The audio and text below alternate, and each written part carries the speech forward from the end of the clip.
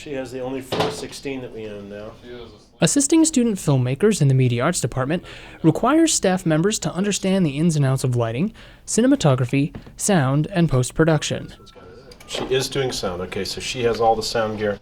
But there's one area that has always excited production coordinator Dan Brock, and in which his expertise has attached him to one of the biggest films of all time, Avatar. Film scoring, to me, is absolutely amazing.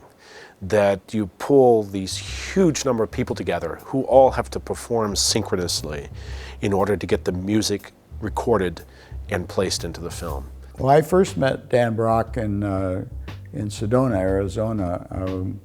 A good friend of mine, Frank Warner, who was a retired sound effects editor, had retired in Sedona and was very instrumental in setting up a workshop during the Sedona Film Festival, which covered all aspects of filmmaking. And in meeting this music editor, I suddenly realized that there was this job in the music side of filmmaking where you didn't have to be a composer. I'm overseeing a lot of the project, the musical aspects of the project, so all of the information passed back and forth I'm usually involved in that in some way.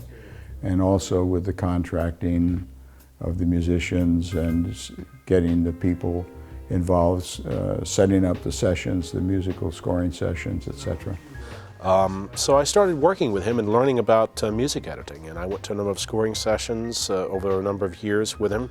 I was able to learn that there were some tools that were fairly archaic that they were using for managing the film scoring process, and that there was definitely a need for an update in how film scores were being managed.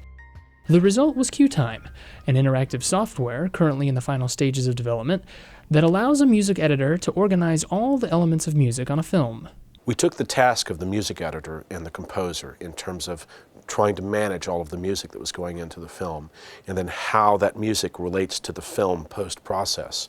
We then took that relationship and brought that into an interface environment that provided all of the information for the music editor or the composer to have in front of them that they would need to be able to manipulate the data to track the film scoring process. And Dan asked me if I would be interested in using it on a film, which I most certainly was, and I did that, and it proved to be really successful. So we worked with Jim for a couple of years, on and off, getting the software in front of him, getting his feedback. We put it in front of other music editors as well in order to fine-tune it to get it into the final sort of prototype that we're in right now, which was the software that was used on Avatar for managing the entire scoring process on that film, which was really huge. It's a 3-hour movie.